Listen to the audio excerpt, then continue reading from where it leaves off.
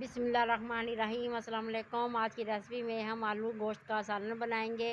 Video शुरू करने से पहले आप हमारे चैनल को सब्सक्राइब करना मत भूलें। सबसे पहले हमने 500 ग्राम गोश्त लिया है जो हमने अच्छी तरह से धो लिया है। अब हम इसको देसी में डाल देंगे। 2 दरमियाने प्याज लिए हैं जो हमने धो कर बड़ी बड़ी काट लिए हैं, वो भी हम इसमें डाल देंगे। 2 टमाटर हमने दरमियाने लिए हैं, वो भी हमने काट लिए हैं, वो भी हम इसमें डाल देंगे। अदरक और लहसुन का पेस्ट 1.5 चम्मच है, वो भी हम इसमें डाल देंगे। 1 छोटी प्याली हमने घी की लिया, वो भी हम इसमें डाल देंगे।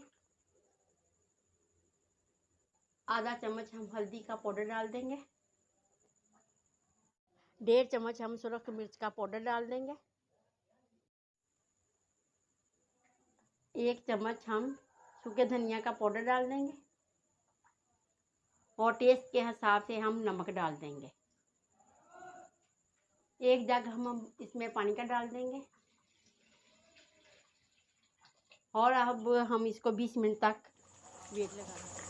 हमने इसको 20 मिनट के लिए वेट लगाया था। गोश्त गल चुका है। अब हम इसमें आलू डाल देंगे। ये देखिए, आपने इतने बड़े बड़े पीस बना लिए इसके। आधा किलो आलू है जो हमने मोटे मोटे टुकड़ों में काट लिए हैं, वो भी हमने इसमें डाल दिए हैं और दही भी हम इसके साथ ही डाल देंगे।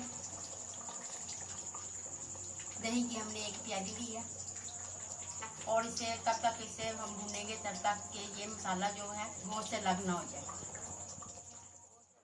मसाला हमारा घी से अलग हो चुका है। अब हम इसमें 1 जग पानी का डाल देंगे और इसे हम 10 मिनट तक पकने देंगे।